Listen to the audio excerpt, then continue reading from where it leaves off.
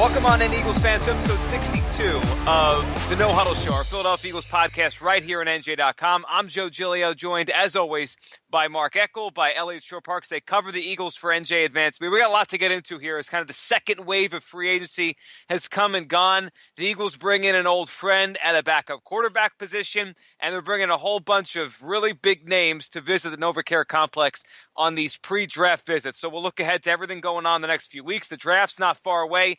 Before we start, though, we have to let all of our listeners know, let you guys know who have been with us now for over 60 episodes, that our podcast is going to be changing a little bit, at least the lineup, as Mark, who has been with us from the beginning and has been covering the Eagles since the 80s, he is off to retirement soon. So this is going to be Mark's last episode. We're going to reflect at the end, Mark, on your whole career and your favorite times of the podcast, but I want to start with that as this is your swan song here on the podcast. So welcome on in, Mark, and for one last time, happy to have you today.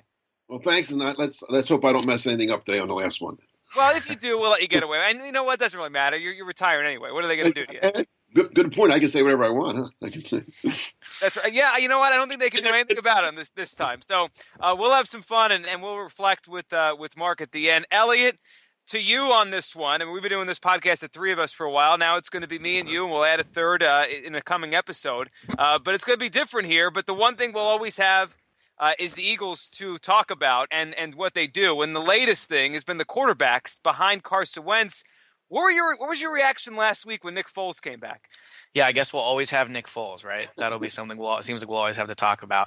I think the Nick Foles signing makes a lot of sense.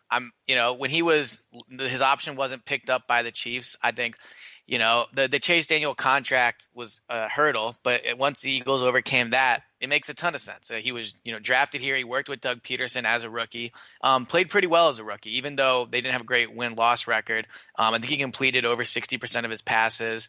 So he played well as a rookie, and then obviously he had that big year with Chip in 2013.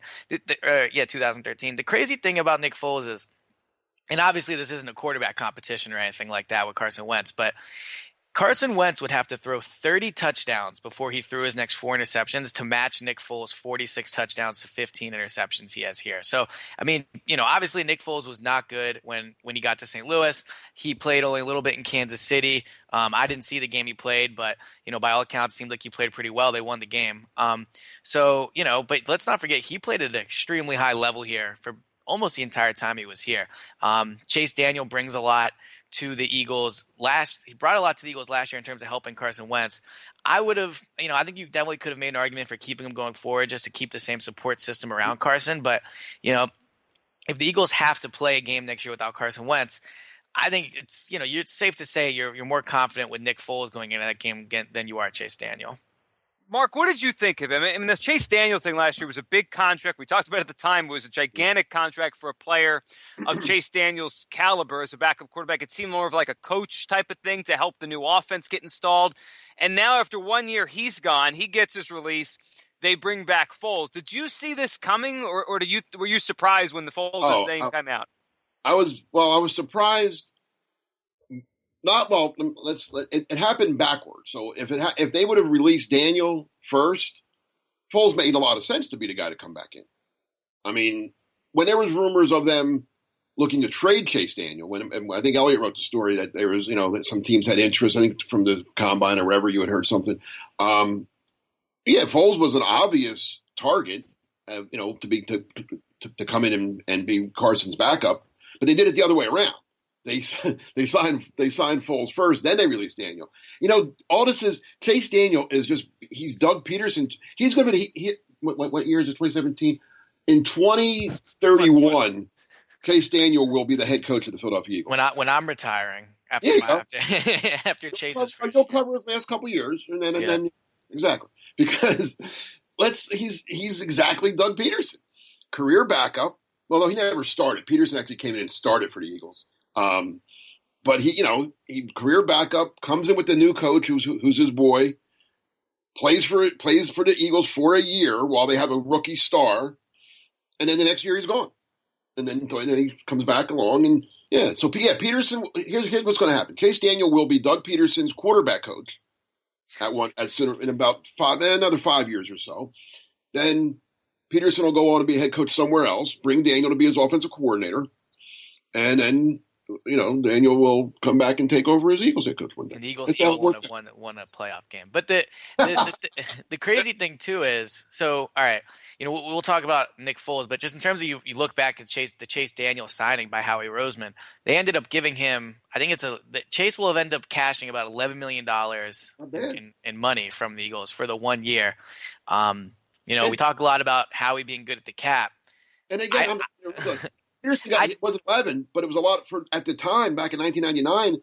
I think he got like $3.5 million, which was crazy money in 1999. He started. I mean, he came in and started. So I mean, Chase only threw one pass all year, and it was a shuffle pass. But he completed it. Let's not forget that, right, guys? But the thing is, I mean, so you talk about the signing. Was it a good or bad signing? Because I mean, I think certainly financially they gave him a lot of money for not a lot of play, but I mean, he did help Carson Wentz, and he was there for Carson throughout his whole rookie year, which is obviously a huge deal. I think Carson has spoke at length about how much Chase helped him. So and Nick's not going to help him like that. No, well, no, I don't think he will. I mean, Nick's a good guy. Nick's not going to be like fighting, like trying to back them for the job, but he's just not Chase in the way that. Right? No, Nick's a good guy. He's not going to be a problem by any means. But I don't think it's in Nick's make. Chase, I'm serious about Chase Daniel becoming a coach. I kid he might be the Eagle, but I could see Chase Daniel being a coach in the NFL someday. Can't you, Elliot? Yeah, well, and then him better. Definitely, and then I don't see Nick Foles ever being a head coach in the NFL. When Chase was released, he said it was because he thought he had offers out there for starting jobs. Basically, was what he said. Like there were teams out there that thought he could be a starter. Well, his first visit was to the Saints, who I think it's safe to say he's not going to be starting for the Saints next year, and now he's visiting the Jets. So it'll be interesting to see where he ends up. Financially for the Eagles, releasing him. I mean, on the books right now, until he signs a deal, I believe they have $7 million in dead money on the books from him. That's what over the cap has them at. So once he signs a deal, that number will go down. But the Eagles took dead money to replace Chase with Nick. I mean, this was again another. I mean, think all the money Howie will have spent on this backup quarterback spot. $11 million to Chase last year. He gave Nick Foles $7 million guaranteed. He still got dead money on the books. What? Isn't Bradford still on the books for some dead money? Bradford's still on the books for $5.5 million. If you look at the Eagles' dead cap right now, they have $7 million to Chase Daniel, $5.5 million to Sam Bradford, and then they're paying Nick Foles this year, has a cap hit of 1.6. So they currently have about $14 million. Is Sanchez off the books finally? Sanchez is off the books. They have about $14 million in quarterbacks on the book that is not Carson Wentz, and that's what you can do when you have a quarterback that is only making Carson's $6 million this year, which for a quarterback is obviously not a lot of money at all.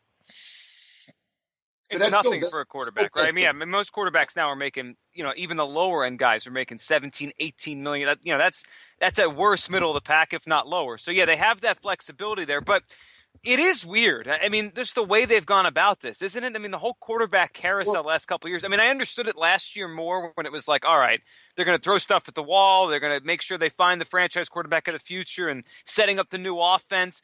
This one felt strange, though, to me when I saw it. Like, and Mark, I agree with it. It's backwards. Like, it's one thing if they found a trade partner for Daniel, then, like you said, I mean, obviously Foles makes so much sense to come back. I want to throw this question at you guys. Let me just add one thing. Go ahead, Mark. Go ahead. Before we change up, I think what happened here, and this is just educated speculation, call it. Doug Peterson wanted Chase Daniel, right? I mean, he's the guy that Howie wasn't a Chase. I mean, I don't want to let Howie off the hook here, but Doug's the one. You're talking about last year. Yeah, last year. Doug's the one that when Doug got the job, one of the first things they did was look for and Doug had to be the one to saying, listen, I know this guy. I worked with him in Kansas City. He can come. I mean, Doug was talking him up as he's my guy. If Sam were to get, we got Chase Daniel. And then practice came and camp came and preseason, and they saw him, and Howie went, are you kidding me? This guy's not any good. And I think that's the last personnel decision Doug's ever going to make. Yeah, although I bet Doug was okay with bringing in Nick. Like I said, he coached him as a rookie. Yeah, right. But I'm saying, my point was, Howie didn't want Chase Daniel. Doug Peterson wanted Chase Daniel. Howie didn't mind getting rid of him because it wasn't his guy. Also, if you want to talk about coaches making personnel decisions instead of Howie, and again, Howie, he gets the ultimate blame for all this because Sure. he's president of football operations. This is all his final say. Leotis McKelvin was probably a Jim Schwartz guy. Chase Daniel, a Doug Peterson guy. So I don't know if listening to coaches from here on out is probably the best move for Howie. No, when you have the talent evaluating skills that Howie has, I don't know why you wouldn't listen. Do it all yourself. Let me throw this at you with the Foles thing, and then we'll move on to what else has gone on here with the Eagles the last couple days, especially with all the visits and all the big names coming into the NovaCare complex. The first thought I had, and more, and I'll say this before we get your thoughts on this, it was more in a joking manner, but there's some truth to maybe the joke as well. Like when Chase Daniel was here, and he was going to be the Eagles' backup quarterback, I feel confident that no matter how poorly, and look, Carson Wentz had some poor games last year, probably have some more over the next couple of years. He's still a young quarterback.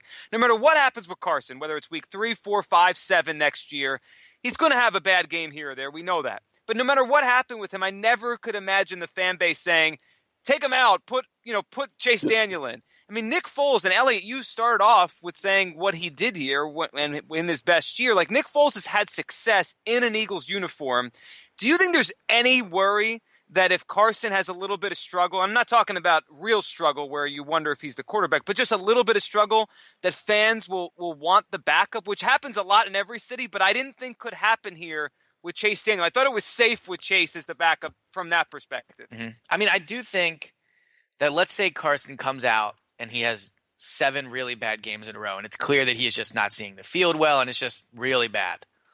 I think the Eagles would be more comfortable putting Nick Foles out on the field than they would Chase Daniel. Because if you're going to pull Wentz, the season's basically over anyway. But I mean, let's say the Eagles are 3-4, and I'm not saying Nick Foles is ever going to take the job from Carson Wentz. I'm saying if there's a situation where the Eagles don't want to put Carson Wentz out there because he's just playing really bad, and I don't think that's going to happen. I do think they're more comfortable putting Nick Foles in there than they are Chase Daniel. That being said, I don't think the fans will realistically – I can't say all fans because, there's million Eagles fans out there, but I think the majority of fans, there's not going to be real calls for Nick Foles to take the job from Carson Wentz. Maybe for a game, but there's not going to be anybody saying, put Nick Foles in there and bench Carson Wentz. In my opinion, I don't see that happening.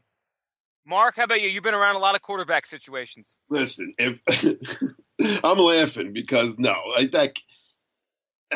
there are some really dumb people out there, but nobody's that dumb, right? I hope not. I don't care how bad. If Wentz is playing poorly, it's probably because his line's playing poorly, or the receivers are playing poorly, or Peterson's calling an awful game. No. Elliot, listen, I'll make a deal with you. When somebody starts to chant for Foles, call me. I will fly back and come and just watch. That would be better than anything I could. But do you agree that the Eagles feel more comfortable putting Nick Foles out there than Chase Daniel? Oh, I'll say this. I'm going to write this for Tuesday. If you're telling me Wentz is out, he's got a concussion, whatever, he's out for one game. It's a one-game thing. He's missing this game, and the Eagles have to win it to stay in the playoff race. And I could have Foles or Daniel, and I'd rather have Foles. I've seen Nick Foles win games. I've seen him do it. I mean, I've never seen Chase Daniel win a game because he's never had to do it. So, yeah, I'd much rather have Foles to win a game. With that said, I still don't know if this is a good – I guess it's good just because of that. But I think – and like I said earlier, I think Chase Daniel is a much better mentor / tutor / whatever you want to call him to Carson Wentz than Nick Foles will be. Yeah, and this is kind of my same reasoning for wanting to keep Jason Kelce around. I mean, obviously Carson's going to have the same head coach, same quarterback coach, same offensive coordinator. But within guys on the team, the 2 biggest support systems for him, in my opinion, were Chase Daniel and Jason Kelce. Well, Daniel's gone, and there's been a lot of reports and speculation that Kelce might be gone. And I don't think that means Carson Wentz is going to plummet in his second year. But I do think there's something to be said for early on in your career having the same type of support system around you, so you can so Carson can just have that around. So I do think in that way, yes, not having Chase might hurt Carson in that way. I think Nick will still be helpful, but he's not going to be Chase Daniel in terms of a coach on the sideline. A lot of people were saying that about us, Elliot, that with me going, you're going to function without me around. But you'll be all right. Exactly. You know what? We will put that call in, Mark. If those calls for Nick Foles start, we'll find you wherever you are. First flight back. First flight back. Mark will be back, and we'll do an emergency podcast. All right, so Nick Foles is in tow. He's the Eagles' backup quarterback to Carson Wentz. Obviously, everything the Eagles have done so far this offseason has been catered towards the offense, whether depth guys like Foles or Chance Warmack or possible starting wide receivers like a Torrey Smith, and definitely a starting wide receiver with an Alshon Jeffrey. And now the draft is not that far away, right? A little over a month away from the NFL draft in Philadelphia, and the Eagles are the 14th pick in the draft. And I think, Elliot, when they went out and they made those moves the first day of free agency, I think kind of the collective thought of the fan base was, okay, they're going to go corner in the first round, or they're going to go corner, defensive players early in the draft. And yet, you guys have been tracking all the visits the Eagles have made and reporting on them. And while there's been a couple defensive players, Reuben Foster, Marlon Humphrey, the kids from Alabama coming in, for the most part, as I look at this list, it's offensive players and big names. Dalvin Cook, Mike Williams, Leonard Fournette, Corey Davis, John Ross, like first-round offensive players at wide receiver or running back. Elliot, what do you make of the visits? Should we make a lot? Does it mean they're going offensive player, or is this just kind of the process? Well, with draft stuff, a lot of times it's kind of reading the tea leaves and, making your own kind of speculation up. And we know who's coming in, but Howie's not going to tell anybody his exact plan for the draft. So to me, the fact that they're bringing in Mike Williams and, they brought in Mike Williams, Corey Davis, and John Ross, the top 3 receivers in the draft. Well, they also signed Alshon Jeffrey and Torrey Smith. So you go, well, why are they doing that? And to me, it's very similar to last year with their quarterbacks, where they re-signed Sam Bradford. I think they gave him $22 million in guaranteed money. They then signed Chase Daniel, gave him about $11 or $12 million in guaranteed money. And so when they were bringing in all these quarterbacks, they brought in Wentz, they brought in Jared Goff, they brought in Paxton Lynch. Everyone was saying it's a smokescreen. It's a smokescreen. They're just doing this, to throw the teams off. Well, they ended up trading up for a quarterback and taking Carson Wentz. So I don't think taking Alshon Jeffrey and I don't think signing Alshon Jeffrey and Torrey Smith will prevent them from taking a receiver with the first pick. Because if we talked about this when they signed him. If the purpose of the Eagles offseason was to find long-term solutions for Carson Wentz to play with on offense, Torrey Smith and Alshon Jeffrey are not concrete yeses to either of that. They're both, Alshon's literally here on a 1-year deal. Torrey Smith is essentially here on 3 1-year deals. There's no guarantee he'll be here in 2018. And I think the Eagles, if they bring Mike Williams in and they think, all right, this is the next Julio Jones, I think they not only would they take him, I think they might trade up for him. So I think, clearly they have bigger needs on defense, but I don't think them taking a receiver or a running back with their first-round pick, whether it be a 14 or moving up, moving back, I don't think that should be counted out at all. Mark, what do you read into this? It's basically the biggest offensive names are coming into NovaCare for these pre-draft meetings. The Eagles have spent on offense, but it doesn't mean they have to stop now. Do you think this is a smokescreen, or do you think this could be real here? And I know you had a story the other day about a possible trade-up. Well, that was speculation on my part, because Leonard, of the guys they brought in, a lot of it is due diligence. You don't know how to. Even if you think you know how the draft's going to go, you really don't know, because every year a guy falls. Every year there's somebody that slips. Somebody goes way before you think. You say, "Wow, how about that?" And then somebody starts to fall. Last year, Jeremy Tunsil fell. Right? They picked. Mike Williams is if there's a picture of Mike Williams with a bong and a gas mask on, guess what? He's going to fall a little bit. I'm not indicting Mike Williams there. I'm just saying you never know. If I told you Jeremy Tunsil was going to go in wherever he went last year, a month before the draft, you would have laughed at me. You would have said, "No way, he's a top 3 pick." So you just don't know. So from that aspect, they're doing their due diligence, which is that's good, I guess, right? But I'll also say they only get 30 workouts. So it's not like they can just bring in as many guys as they want. So using one of their 30 workouts on Leonard Fournette is kind of a big deal. That shows there is serious interest in him. Howie was on the radio earlier this week. I think it was on 94 VIP, and he offhandedly called them a top 30 visit, which, means basically, in theory, the guys they're bringing in are the top 30 players on their board. So it's interesting that they would use that on Fournette when, short of him, something coming out at the last second, he's probably not even going to make it past number 5. This is the one that I raised my eyebrows on, because, like I said, unless there's something really incriminating about him that comes out, he's not going to be there for it. Would they trade up for him? They have before, right? That's what I wrote about. I mean, yeah, I mean, they would have to. There's no way he's going to be there. So if they have interest in him, you would have to move up. But let me just say, go back to the 30 visit thing. The Eagles apparently do it that way, where they just bring in 30 good players. I mean, 30 top players. A lot of teams they don't even bring in the first round type guys. They bring in guys they're thinking about in the third, fourth, fifth rounds to get a better feel for them. I mean, knowing that you're not going to get, if the Eagles bring in the top 30 players, but they're only getting one of those 30. I was going to say, I mean, if you look at who they've brought in, Corey Davis, Fournette, Mike Williams, Dalvin Cook, Reuben Foster, Ryan Anderson, Marlon Humphrey, and John Ross. They're only going to get one of those guys. So in theory, yeah, I mean, they're not wasting time, but I mean, but the first round pick is the most important. So you have to make sure you have the most information. But other picks are important too. No, they are, but I'm saying the first round pick is the most important. Yeah, but you should know those. I don't know. Everybody has their own way of doing things. I just think that I wouldn't bring a guy in unless I had serious interest and thought I could get him. Yeah, no, I agree, but I'm saying I don't think they're going to trade up, and I don't think they're going to take a running back, in my opinion. I would be surprised if they did that.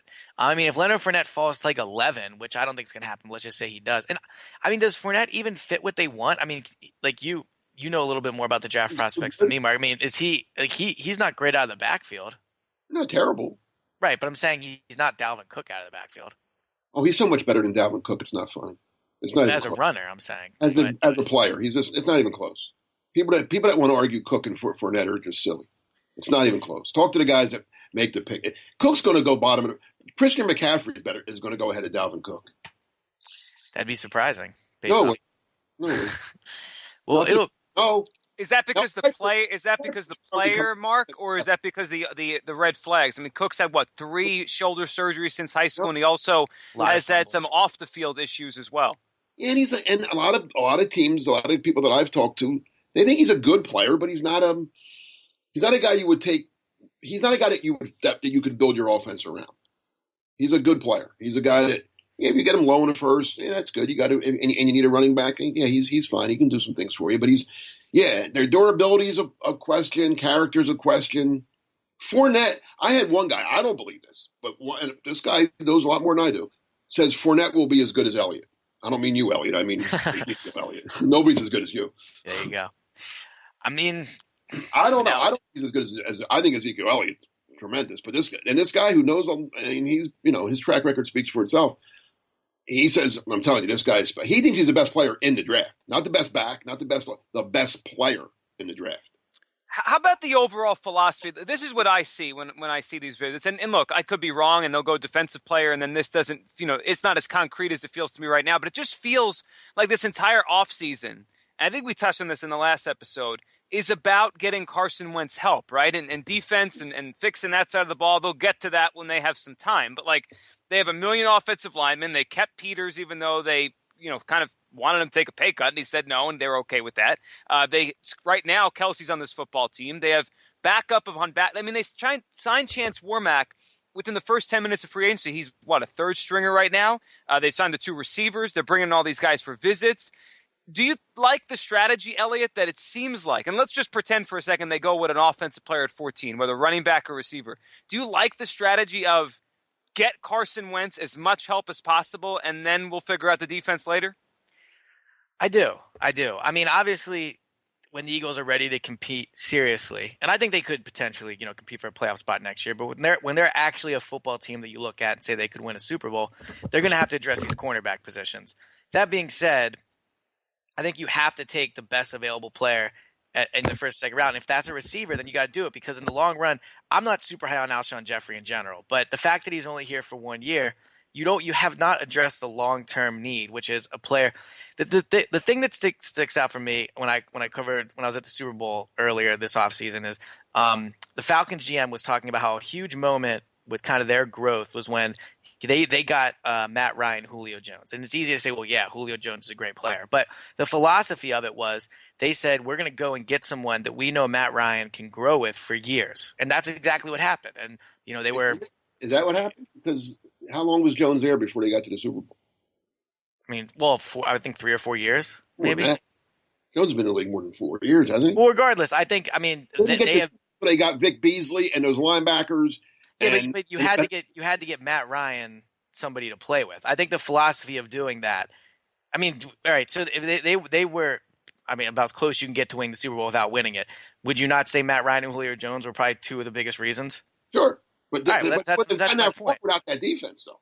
No, I know. And that's what I'm saying. Yes, there's obviously a ton that has to happen outside of that. That was his 6th year.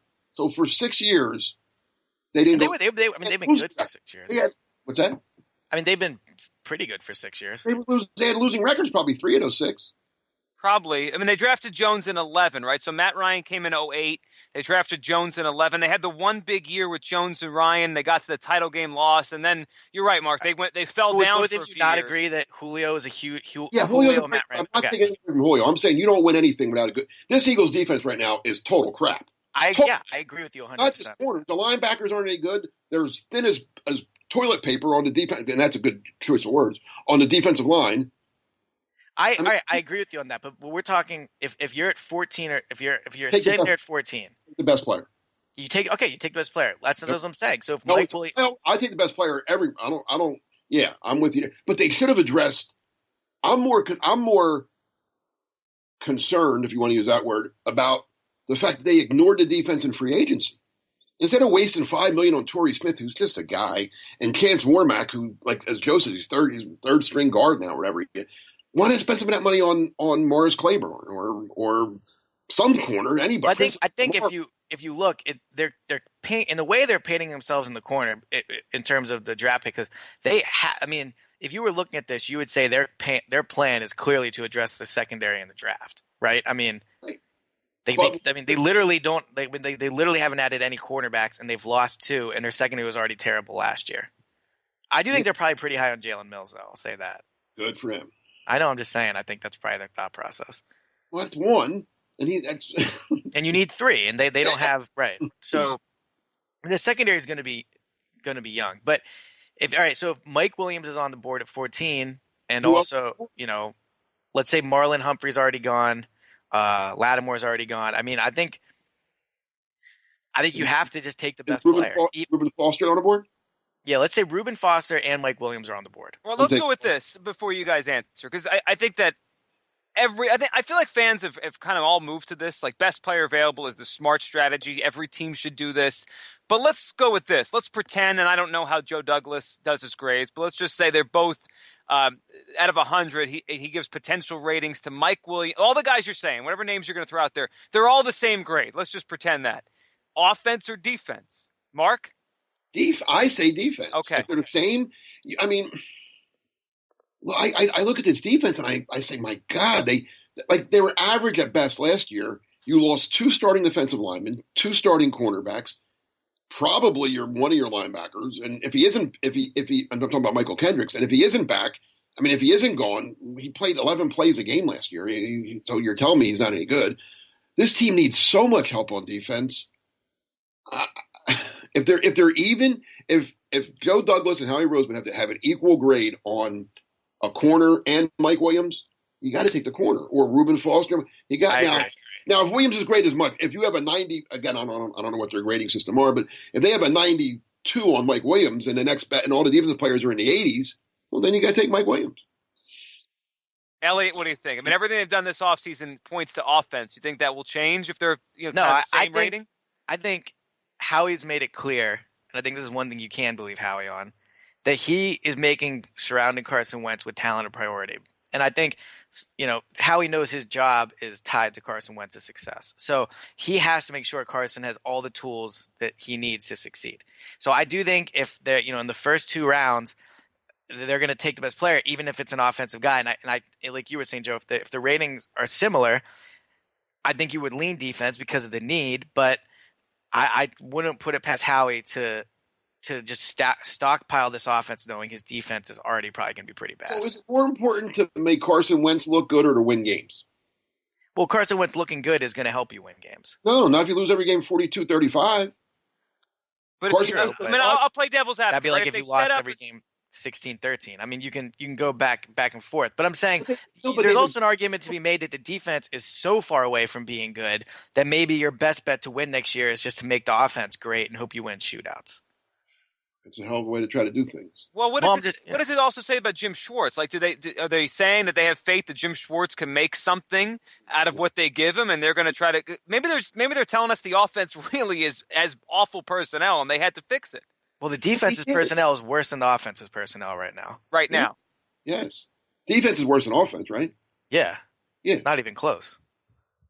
I mean, we're looking at a team that could be an offensive team a year from now compared to what they were last year.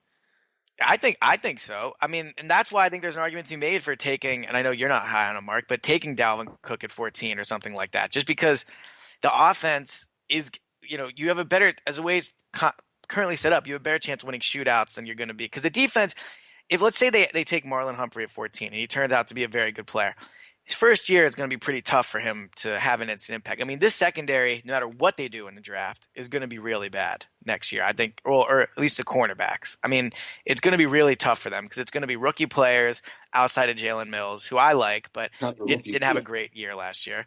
So the cornerbacks were really bad last year, but there's a chance it could be worse next year, and that's really saying something in terms of – I mean, that's hard to believe. That's why, again, I agree with everything you're saying. That's why it's too late now. The bridge is blown up. I mean, they should have. I still can't believe they didn't sign anyone on defense during free agency. That they signed how many offensive guys? Counting Foles, four. All four of their signings. All four new guys. Plus, they re-signed Wisniewski to a 3-year deal. Whatever reason that was, God knows why they brought him back.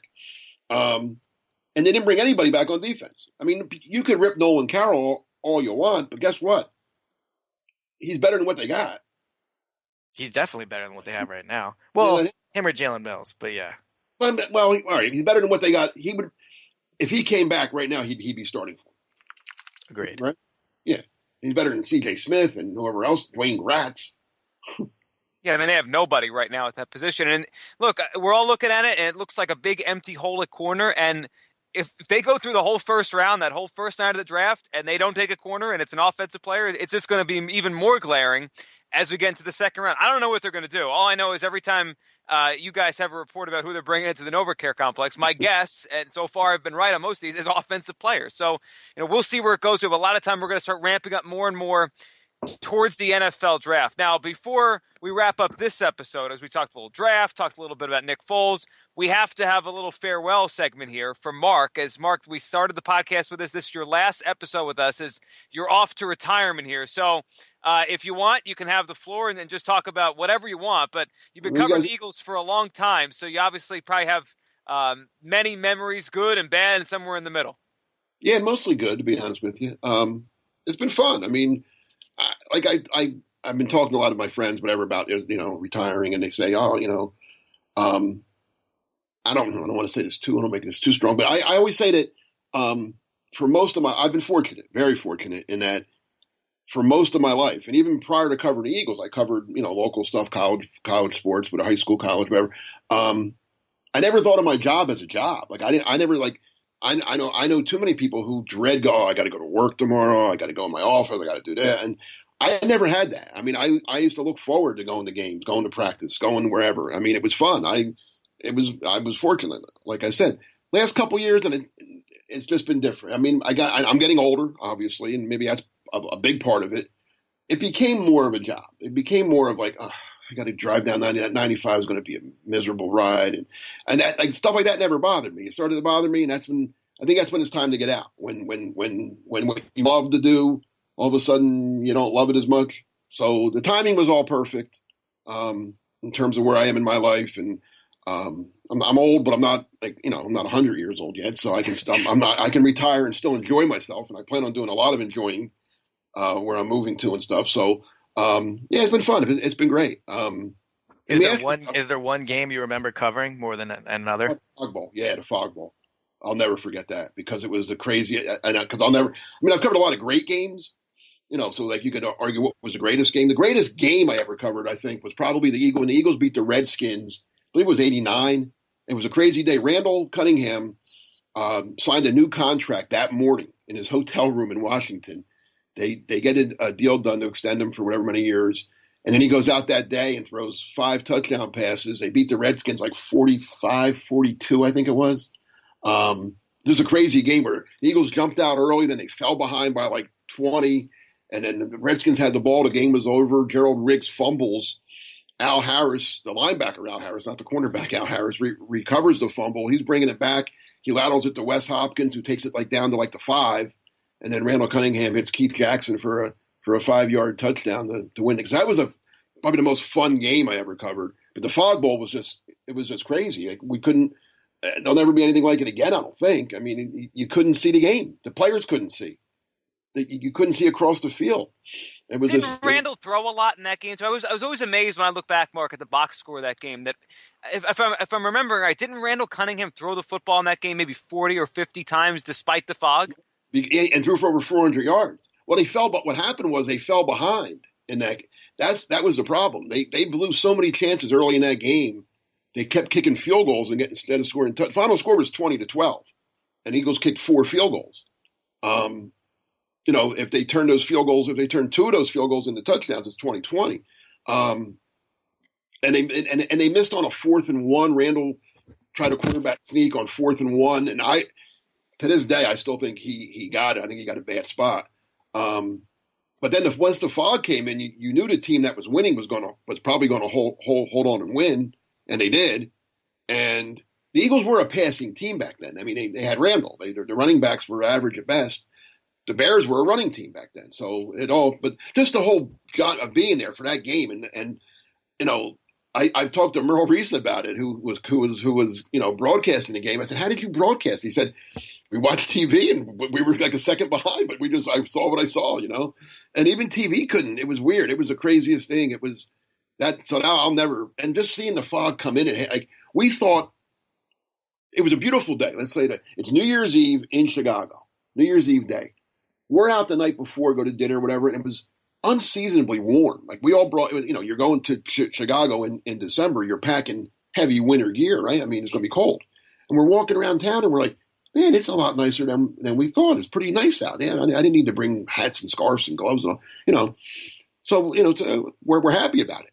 Then we go to the game. Then it's a noon game, their time, and it's still kind of nice out. And right before the half, we thought something was on fire. We thought a building was on fire behind Soldier Field because you saw this white cloud just coming up, and you thought it was smoke.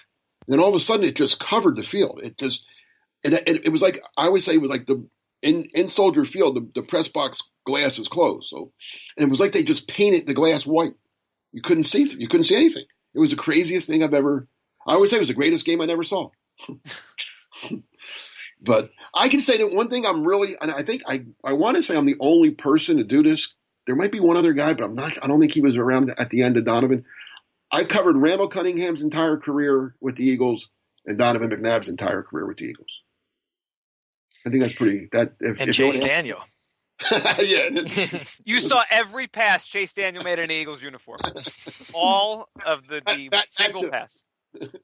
But no, I mean, Randall and Donovan are 2 pretty big icons in the city and for this franchise, and they've covered both of their entire careers is something I think. I don't know. It just means I was around a long time, I guess. Best team you covered, was it the 04 team, or was it one of the teams that didn't get far as maybe they could have in the early 90s? Yeah, to be honest, I think the team that lost to Tampa Bay was 02, I guess, right? The 02 team, right? The Raiders were waiting in the Super Bowl. Yeah, I think 04 was good because they had T.O., but then he got hurt. So 02, to me, when people say what was the most, it's like that loss to Tampa, I think was the worst Eagles loss ever.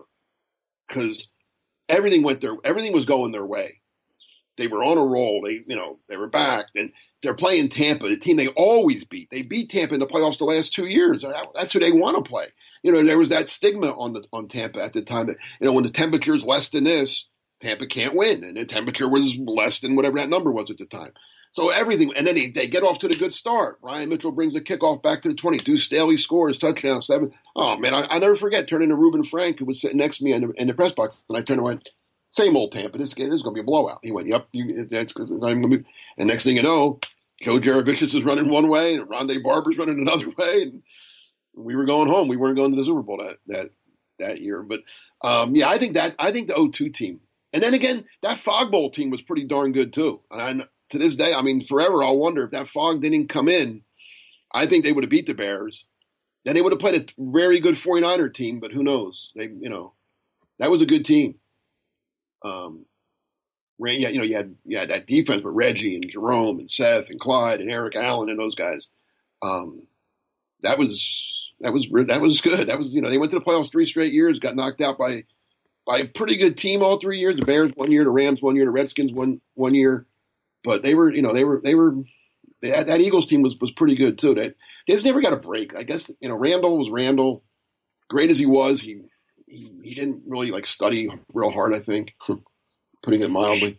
So another question I would have is so you've probably watched more Eagles football than anybody out for the past 30 years. I mean, what would be one reason for Eagles fans to be optimistic going forward and one reason for them to be pessimistic? Well, Carson Wentz is the reason to be optimistic.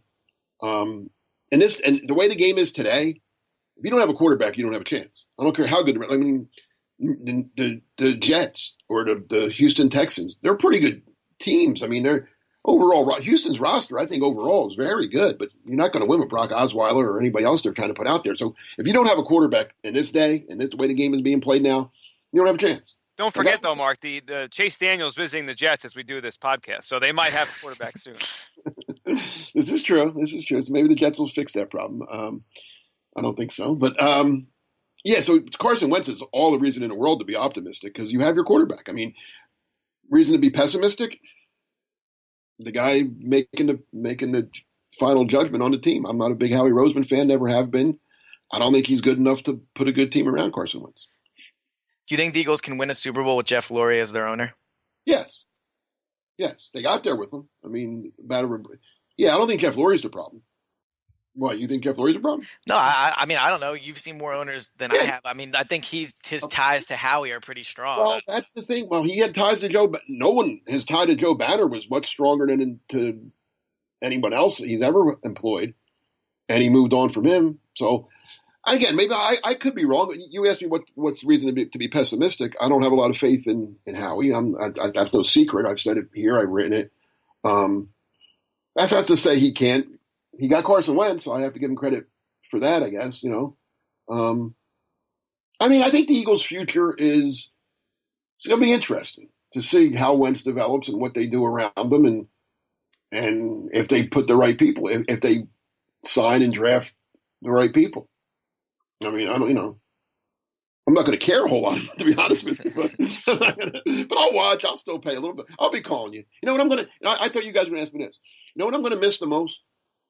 Everybody says, you're going to miss covering Eagles. No, I'm not. I did it 32. That's plenty of time. I'm not going to miss going to games. I'm certainly not going to miss going down there on Wednesday and Thursday and all that stuff. I'm going to miss the intrigue. And I may bother you sometimes because I love this time of the year. I love trying to figure out who they're going to draft. And hey, did you hear this rumor? And they're going to move up. No, they're going to. One of the most fun times I had covering the Eagles in 32 years was the first year I came back with you, when the whole Mariota thing. That was insane time. That was fun, though. Wasn't it fun? Yeah, it was a lot of fun. Are they going to move up? And we heard something different every day. Oh, they're offering this. Oh, they're offering that. Oh, Tennessee doesn't want them. Oh, Tennessee does want them. Cleveland might do this. It was. I love that kind of. It was just so intrigued. I find that. I'll say this. I've always, even before I covered football, and I don't know why, but I've always liked the NFL draft. I just thought when I was a kid, it used to be all day on Tuesday. I remember. Before it blew up to what it is now. And I used to watch it. I just did. I don't know why. I just always liked the NFL draft. And when I got to cover it, it was like, wow, this is fun covering the NFL draft. And in free agency too, that's a little more of a pain. But I just like that's what I'll miss. If I won't miss games, I won't miss waiting around for coach. No, that's all. Elliot, it's all yours. But I will miss this whole And like we just talked about now, are they going to take a receiver? What if Williams is there? What if the choice comes down to Humphrey or Williams? I love that kind of stuff and trying to figure it out and see if you're right or wrong. Well, the Eagles always keep it interesting. I'll say that. I always wonder what it would be like if, for me personally, to cover a team like the Jaguars or something like that. But the Eagles, it seems, are always something to talk about. You would know that more than anybody, I guess. We've said that through the years. We've said that. It's funny, from the 80s, 90s, 2000s, whatever. We've always said that, like, God, the guy covering the Cincinnati Bengals, what's he doing today? He's off. You know? The guy covering the Kansas City Chiefs, like the one guy. There's only like one. You know, right. The one covering the Kansas City Chiefs.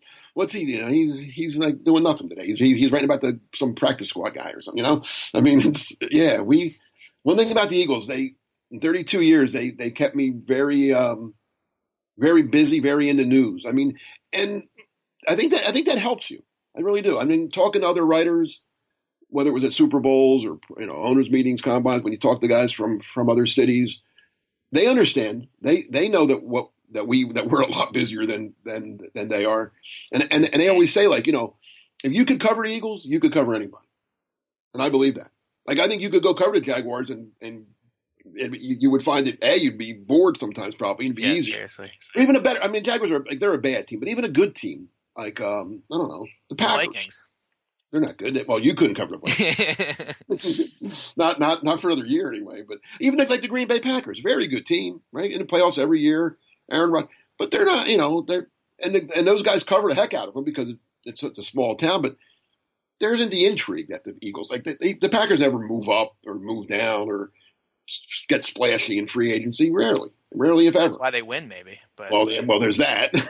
But they're boring to cover, right? Like, you guys have got a chance to cover the Eagles. I mean, you're right. You guys always have something new that's not just like, kind of little news. I mean, like, real stories always are emanating around the Eagles. It always seems that. So, like, Mark, you've had a chance to cover so many in all your years. And even when they do something like, all right, they get T.O. That's big. But I mean, other teams get big players. But that wasn't even a normal.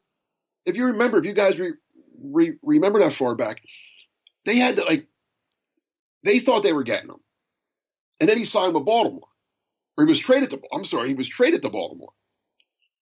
The Eagles thought they had a trade worked out. Instead, Baltimore topped their trade at the last minute. Niners traded him to Baltimore. Okay, well, they didn't get him. But then T.O. says, "I don't want to go to Baltimore," and he's fighting that he's really should be a free agent because his last year of his contract was supposed to void. And it goes through this and that, and you're thinking, this is crazy. And we got to cover this, right? And it comes out that, okay, the league steps in. They listen to all the arguments, and they decide, okay, you're right, T.O., you are. But here's what we're going to do. We're going to let you go to the Eagles, but the Eagles have to compensate the 49ers. And just for the hell of it, we're going to throw Baltimore a draft pick for their trouble. Like, that doesn't happen anywhere else, right? Come on, that's insane.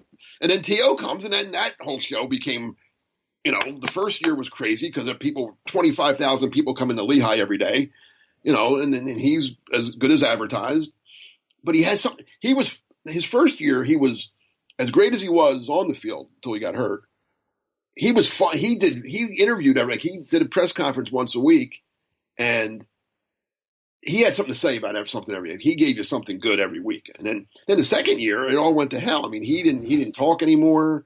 He was, ripping Donovan when he did talk. He got in a fight with Hugh Douglas. I mean, that became just it went from a circus, but a good fun circus, to a really bad, like, carnival. It wasn't a circus anymore. It was a carnival, like a town carnival that was just, a mess.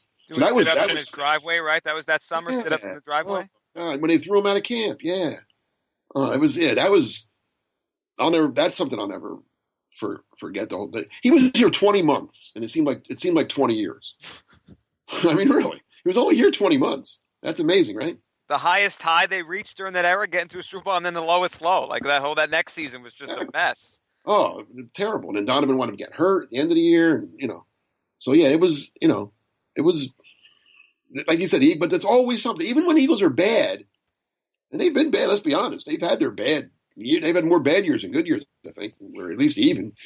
Chip Kelly was a story of all stories. He turns them down. No, I'm going to stay in college. I'm staying in Oregon.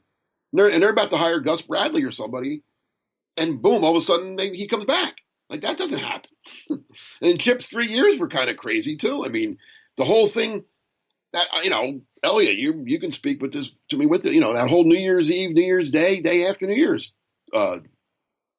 Timing when they fired Tom Gamble, And then Jeffrey and Chip have that all day meeting, and all kind of stuff's getting leaked out that Chip's going to leave. He says, "I'm done. I'm done. And Lurie's doing it. We didn't know. And then all of a sudden they come out with, okay, Chip's in charge of everything. Howie's counting uniforms and making sure the balls are inflated properly. And then when they fired him the next year, I mean, yeah, it was a year later, not even a year later, they fire him. I think that was our most listened to podcast, our emergency reaction podcast. What was it, the day after Chip Kelly was fired? That whole thing was insane. That was it was on a Tuesday night, right? Before week 17, Tuesday night. They didn't even let him finish the season. No. He went from that, in the book I just wrote, the Chip Kelly, it was 3 years, but I don't think there was ever a more celebrated hiring than when they hired him, right? I mean, it was Chip Kelly. This guy was going to, he was a very successful college coach who was going to, reinvent the way things are done in the NFL. And wow, and they got him. And a lot of teams wanted Chip. Say what you want, but a lot of teams, Cleveland, Tampa Bay, just to name a couple, they all wanted him. The Eagles got him. And it was a celebration. I mean, when they hired Andy Reid, it was like, who? Quarterback coach in Green Bay. Yeah, he's not bad. Hired Ray Rhodes. Oh, okay, defense coordinator for the Super Bowl champ Niners. That's a pretty good hire. When they hired Buddy Ryan. I mean, we didn't know how crazy Buddy was really until he got here. Chip was big. I think Chip, and by today's measures, if Buddy would have got hired, if the world was the way it is now back in '86, Buddy's hiring would have been more celebrated because there was no, internet, never mind, social media. But Chip's hiring was so big, and then his firing was just as big. Like you said, on a Tuesday night, they fired him. It was just crazy. So the extremes with Chip were crazy, weren't they? Like how people trusted him so much, and then like a lot of the fan base was so happy when he was gone. It was like he went from the most loved guy to hated very fast. Yeah, but and of all how many coaches I cover? 7 or 8. Buddy had people that didn't like him from the go and never did, and Buddy had people that loved him from the go and still do, till he passed away. I mean, Buddy was loved or hated. There was no black or either you loved him or you hated him, and that's the way you stayed with him. People didn't change their minds about him. Yeah, Chip, everybody loved him the day he was hired. I think. I mean, maybe a couple distractors, but not many. To the end, where there was I think me and Elliot were the only two people that still liked him. Yeah, I think we'll be proven right ultimately, but that's for another podcast. Well, either way, it was more fun than if they had hired Gus Bradley, right? Like, yeah. Eagles don't do that. The Eagles are. I'll say this: I'm glad I covered the Eagles instead of any other team in the city or maybe any other team. I mean, it would have been nice maybe to cover a Super Bowl winner one time in 32 years, but what are you going to do? But I mean, it was in terms of learning and having to write stories that no one else ever had to write. And the Eagles, like I said, it kept you busy, it kept you on your toes, it kept you working, and it kept you interesting. I mean, I think more people, and this is I don't want to sound self-serving because I've never been about that, but people know us. Like Elliot, you're me 30 years ago. Like people know you because you cover the Eagles. People enjoy the drama even with the writers, for sure. I mean, the Eagles, it's like a sitcom, and the writers are almost a part of it sometimes. Right. If you cover the Eagles, people know who you are, as opposed to if you covered the Kansas City Chiefs. I don't think the people in Kansas City know the writers, the couple, right, as well as the people in Philadelphia, New Jersey, South Jersey, Delaware, know us. It's amazing. No, I agree with that. There's something different about it. I think it's just a part of it's the Eagles fan base, and part of it is, like you said, Mark, the stories that have emanated. So, like, you guys are writing these stories about these crazy things. People connect with you because they know you're the ones writing the stories. But I don't notice that around other NFL fan bases. Like in New York, Giants fans and Jets fans, they know who covers the team, but outside of a few names, like they don't talk about every right. It's different. No. The Eagles, you guys have a different connection with Eagles fans, no doubt. I don't know how that happened or why, but it's definitely true. One of my best friends in the business is Bob McGinn. He's a Hall of Famer. He's in the writers' wing of the Hall of Fame. He's covered the Packers even longer than I've covered the Eagles, and that's why we go back so long. Now he's as good as there is, but me and him talk, and he's like nobody, if he's out to dinner with his wife, like nobody says hello to him. Nobody says, "Oh, there's Bob McGinn." Like, it just doesn't happen. Like he's been here in Philly, and we've gone out, and he can't believe that people stop me and say, "Hey, what do you think's going to happen tomorrow?" Like, or whatever. Like it's like he's like I'm like that doesn't happen to you in Green Bay. People don't ask you never, and you would think in a smaller town it would, right? Mm-hmm. But it just doesn't. I don't know. It's a different animal. You had a chance to cover for a long time, and Mark, now you get to be not as busy and to enjoy yourself and to watch all this craziness from afar. So, Mark, I just want to say I appreciate you being part of this podcast with us for all these 62 episodes now, and we've had a lot of fun here. Built this thing up pretty well, and enjoy yourself. I will. Thanks. I'm hoping. I'm looking forward to it. And you, Elliot, keep going. For sure. We'll have you back on. I'm sure. Maybe another time, but. Definitely enjoyed doing this for 62. When they're calling for Nick Foles, bring me back. We will call you up as soon as that happens. So I'll set the over-under as week 3, Mark. We're calling you back when Wentz has a bad game. I might be at that Charlotte game next year, too. You never know. All right. Well, Mark, we appreciate it. Have yourself a good one and enjoy yourself, all right? Thanks, guys. Appreciate it. All right, Elliot, I'll talk to you next week, and we'll bring on our newest panelists. As next week we had a new guest to our show along with myself and Elliot. As always, guys, thanks for doing this. Thanks to all of you for listening to episode 62 of the No Huddle Show right here on NJ.com.